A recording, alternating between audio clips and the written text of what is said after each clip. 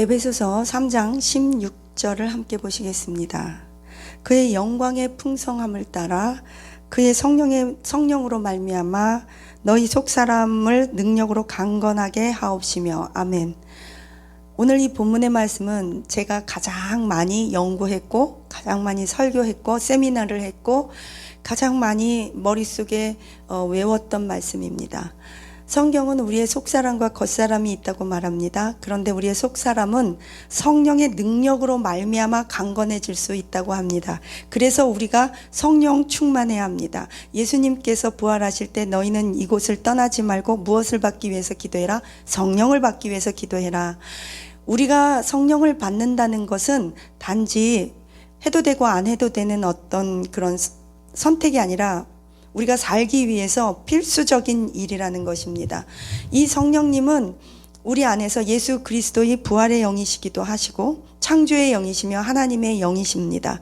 이 성령님이 우리 안에 충만케 될 때에 비로소 우리의 속사람이 강건해진다고 합니다. 편지 하나 읽어드릴게요.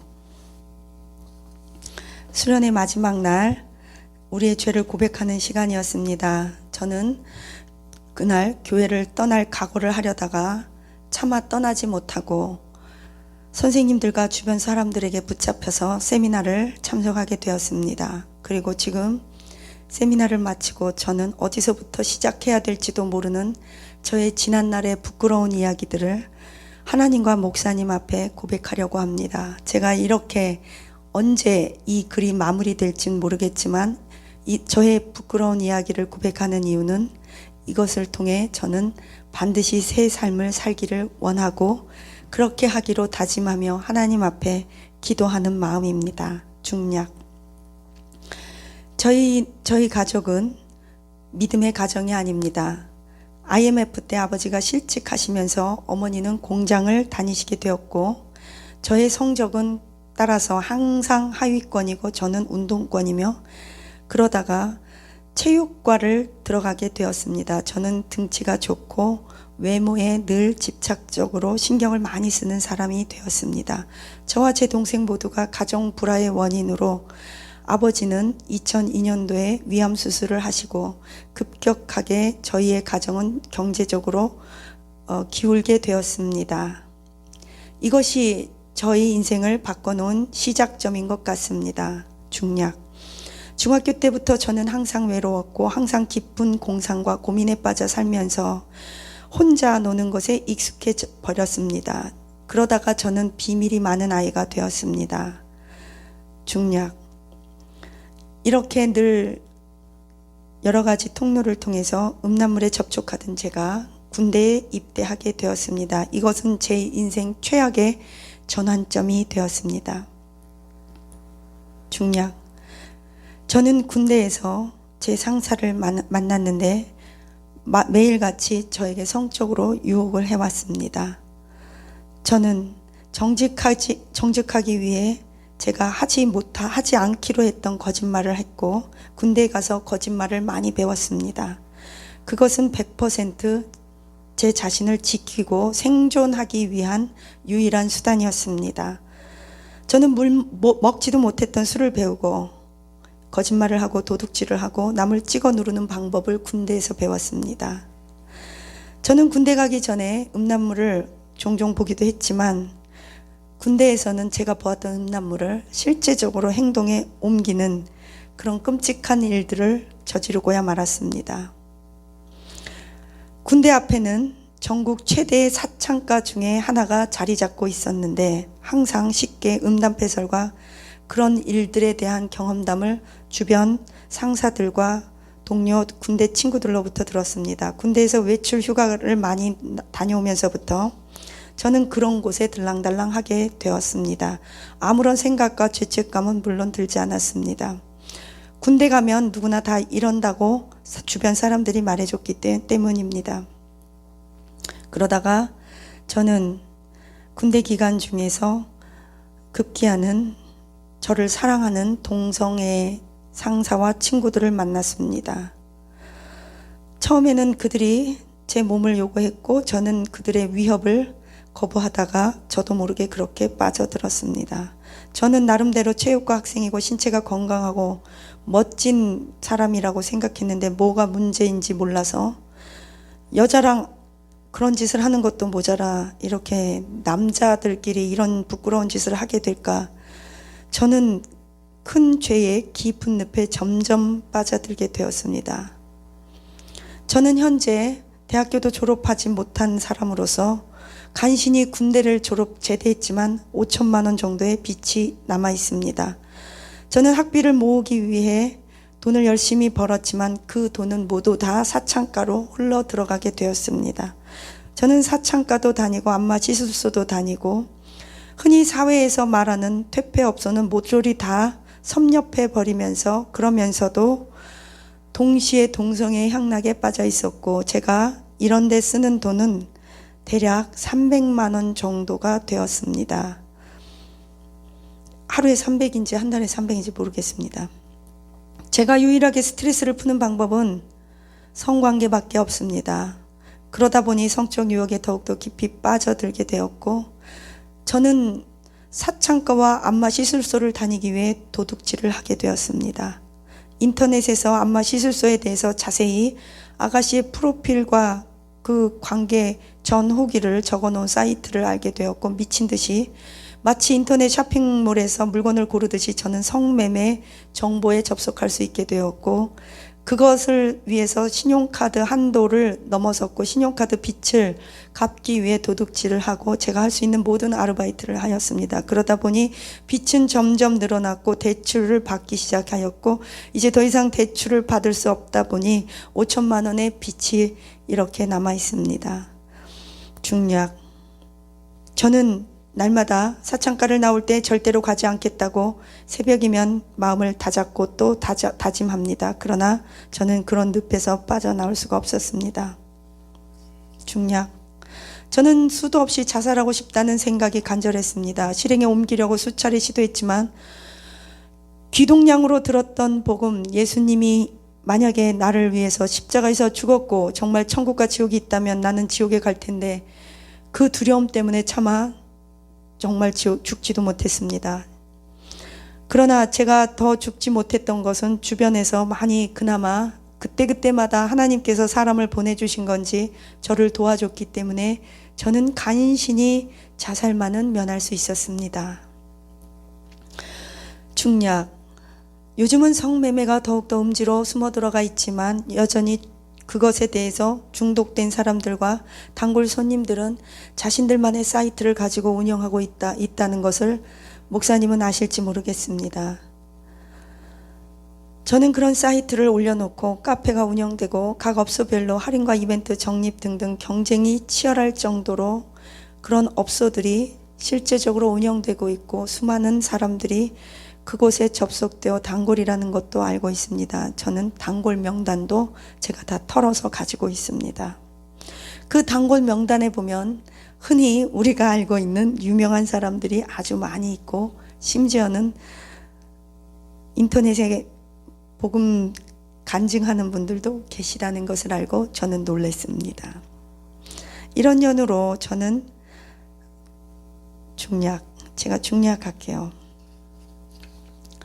결국 제게 남은 5천만 원과 여러 가지 경찰에 붙잡혀서 벌금이 나왔습니다. 그리고 저는 전과자가 되었습니다.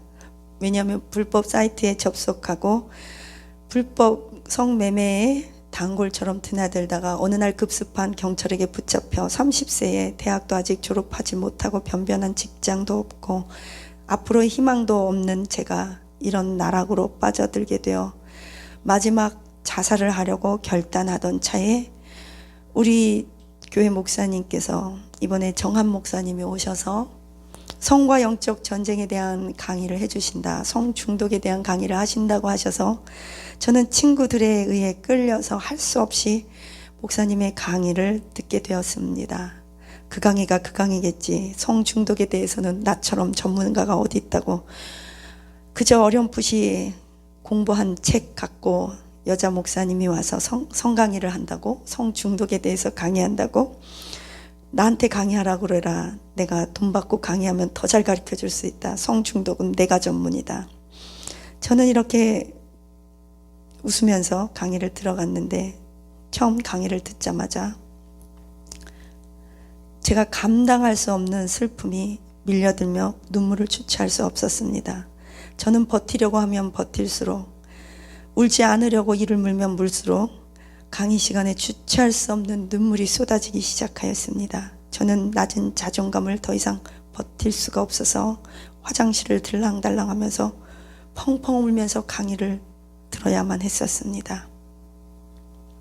만약 내가 군대 입대하지 않았다라면, 만약 내가 사창가에 가지 않았더라면, 만약 내가 인터넷 사창가 접속을 하지 않았더라면, 그런 상사를 만나서 동성애에 접속되지 않았더라면, 저는 너무나 기가 막혔습니다. 그러다가 저는 이런저런 이유로 교회까지 끌려오게 되었는데, 중략 세미나를 들으면서 성령님께서 제 마음속에 이렇게 말씀하시는 것 같았습니다. 네가 나를 놓지 않으면 나는 너를 놓지 않겠다. 네가 나를 포기하려면 할수록 나는 더 강력한 손으로 너를 붙잡아 일으킬 것이다. 저는 한 번도 하나님의 음성을 들어본 적이 없는 자로서 어떻게 이런 생각인지 음성인지 내 마음속에 역력하게 주님의 음성이 들려왔는지 알 수가 없습니다. 그러나 저는 기도 가운데 들었던 주님의 응답이라고 분명히 생각하여 저의 커다란 죄악을 고백할 수밖에 없었습니다. 목사님, 이러한 유혹은 내 스스로 끊을 수 없고 그 유혹이 얼마나 대단한지 모릅니다. 무엇보다 부모님으로부터 받지 못한 애정 결핍, 굶주린 마음, 사랑 결핍, 애정 결핍, 이것은 음식 중독보다 더 무서운 것입니다. 저희 환자들의 같은 경우에는 먹지 않고도 몇 날 며칠 성관계를 할 수 있는 자들입니다. 이것을 귀신의 사로잡힘이라고 목사님은 말씀하셨습니다. 혼자 외롭다는 생각이 들 때마다 우리는 늘 이렇게 자극적인 생각과 모습을 떠올리게 됩니다. 중략, 목사님, 제가 지은 모든 죄를 못다한 표현, 못다한 말들, 이 지면에 어찌 다 옮길 수 있겠습니까? 옮겨봐야 모두 다 추잡한 일이고 상상 초월의 일들이 우리 주변에 너무나 많이 벌어지고 있습니다. 그러나 저는 더 이상 바보처럼 그 유혹에 질질 끌려다니지 않기로 다짐했습니다. 저 목숨 걸고 지키겠습니다. 넘어지더라도 목사님 말씀처럼 저 또 일어나겠습니다. 이제 한 가지 소망이 생긴 것은 넘어지더라도 또 일어날 수 있고 염치 없지만 기도할 수 있다는 것을 배웠습니다. 목사님 언젠간 조만간 저도 목사님처럼 회복되어 저와 같은 중독자 동성애자들에게 저의 이야기를 서슴없이 아무렇지도 않게 남의 이야기하듯 꺼내서 간증하고 싶습니다. 죄악의 연결고리를 완전히 끊어버리고 성매매 인터넷 사이트, 이런 나쁜 것, 또 사이버 수사대들, 경찰들에게 이렇게 잡혀가는 수많은 청년들에게 저는 말해주고 싶습니다. 성령 받아야 한다고, 예수님 믿어야 한다고. 저는 그런 사람들을 너무나 많이 알고 있고 의외로 유명한 사람들이 많이 있다는 것을 알고 그들을 위해, 저도 부족하고 저도 한심스러운 인간이지만 그들을 위해 기도하기로 하였습니다. 목사님, 제게 큰 힘이 되어주셔서 감사합니다. 하나님께서 항상 저와 함께하고 계셨다는 그 사실 하나만으로도 저는 다시 일어날 수 있을 것 같습니다. 그것이 나에게 위로와 힘이 되고 격려가 됩니다. 목사님, 제가 제 안에 계신 성령님께서 저희 속사람을 강건케 하시고 이런 늪으로부터 빠져있는 수십만 명의 청년들이 있습니다. 밤거리를 헤매고 다닙니다. 그런 사람들을 위해서 기도해 주십시오. 이 청년은 체육부 선생님이 되었어요. 체육과 선생님. 참 보람이 있습니다. 지금 결혼을 했는지 안 했는지는 제가 잘 모르겠습니다. 체육과 선생님 되고 나서 이제 그 다음부터 제가 사역하고 선교지 다니면서 소식이 끊어졌습니다. 성경은 이렇게 말합니다. 로마서 7장 22절에 보니까 사도 바울이 이렇게 말해요. 내가 속사람으로는 하나님의 법을 즐거워하되 내 지체 안에 또 다른 나를 끌고 다니는 이상한 법이 있는데 내 마음의 법과 싸워서 내 지체 속에서 있는 그 죄의 법이 나를 사로잡는 것을 내가 보았다. 오라 나는 공고한 자로다. 왜요? 너무나 피곤한 거예요. 성령의 법과 육체의 또 다른 이상한 사망의 법, 육체의 법, 육체의 정욕이 성령의 법과 충돌하는 거예요. 탈진 상태입니다. 에너지 고갈이에요. 에너지가 방출되는 것입니다. 내가 원하는 것은 하지 않고 내가 원치 않는 그것을 하는도다. 누구의 고백이에요? 사도 바울의 고백이에요.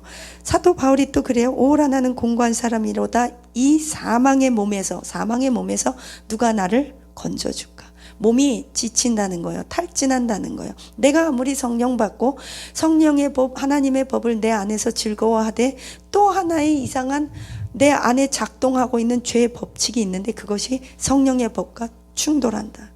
나 견딜 힘이 없다. 사망의 이 공고함에서 누가 나를 건져줄까? 그러면서 거기로 끝나지 않아요. 그 다음 25절 우리 주 예수 그리스도로 말미암아 하나님께 감사하노라. 그런즉 내 자신이 마음으로는 하나님의 법을 육신으로는 죄의 법을 섬기노라. 누가요? 사도 바울이.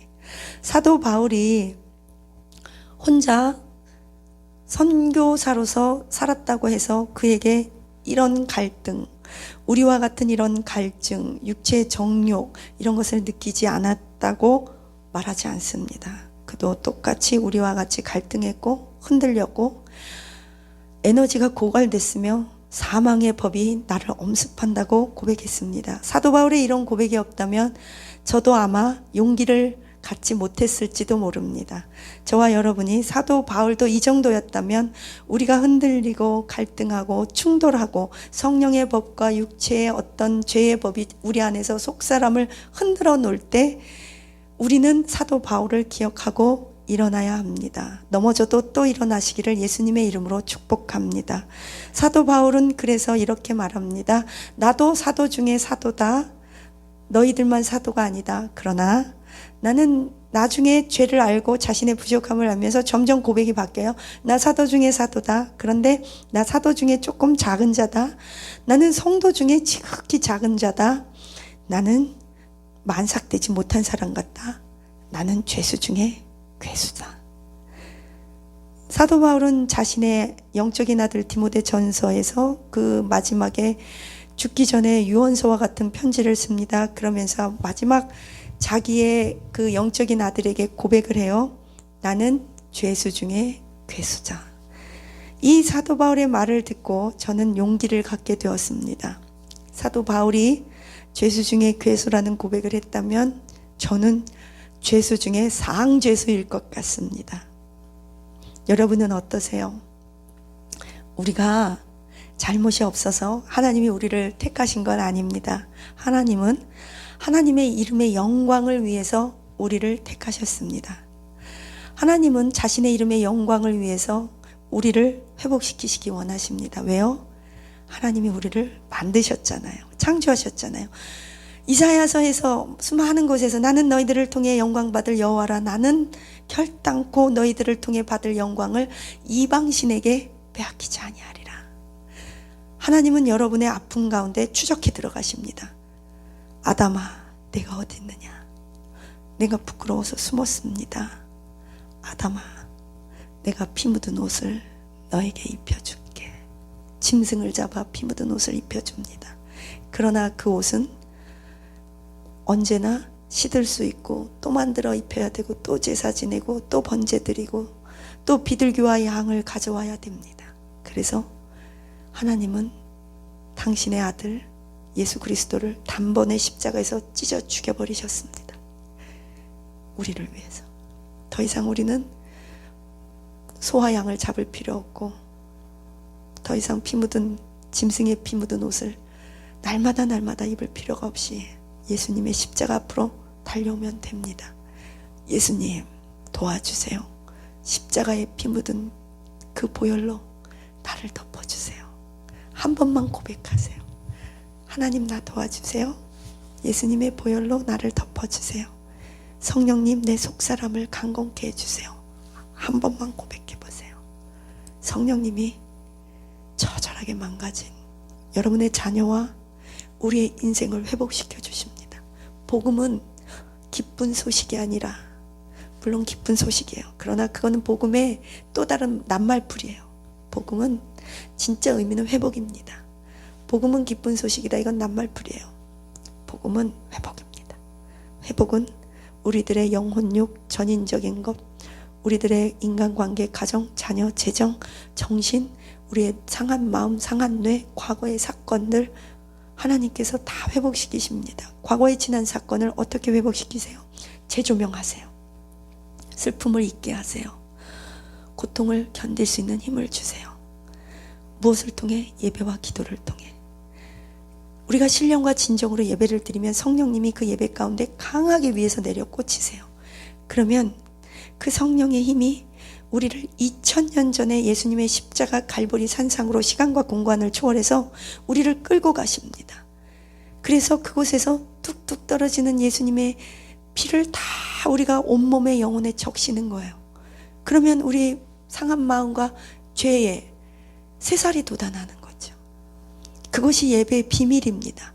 시간과 공간을 초월하시는 성령님께서 갈보리 십자가 산상으로 저와 여러분을 날마다 끌고 가서 예수님의 피와 살을 먹기를 축원합니다. 그래서 우리가 날마다 죽노라고 고백했던 사도 바울처럼 우리는 십자가 앞에서 날마다 죽을 수 있습니다. 우리가 십자가 앞에서 날마다 죽을 때 우리의 영이 살아납니다. 기도하시겠습니다. 하나님 감사합니다. 우리의 영혼육이 날마다 살아나기를 원합니다. 예수님의 십자가 붙잡고 나가기를 원합니다. 하나님 도와주세요. 예수님 도와주세요. 성령님, 우리의 속사람을 강건케 해주세요. 아버지 도와주세요. 우리는 우리의 처절함을 어떻게 할 수가 없습니다. 인간의 힘으로 할 수 없습니다. 할 수 있으면 진즉했어요. 벌써 했어요. 우리도 이렇게 살고 싶지 않습니다. 우리의 자녀들이 망가졌어요. 하나님, 우리의 남편이, 우리 자신이 망가졌어요. 우리 사모님들도 마음이 말이 아니에요. 하나님, 우리 선교사님들, 우리 성도님들 붙잡아 주시고 새 힘 주시고 회복시켜 주시옵소서. 새 살이 돋아날지어다. 새 영이 될지어다. 새 부대가 될지어다. 하나님의 말씀을 붙잡을지어다. 새 노래를 부를지어다. 영안의 눈이 열릴지어다. 새 마음이 될지어다. 새 부대가 될지어다. 속사람이 강건해질지어다. 성령의 능력으로 하나님의 지극히 영광스러운 영광으로 회복되게 하옵소서. 감사하며 예수님 이름으로 기도합니다. 아멘.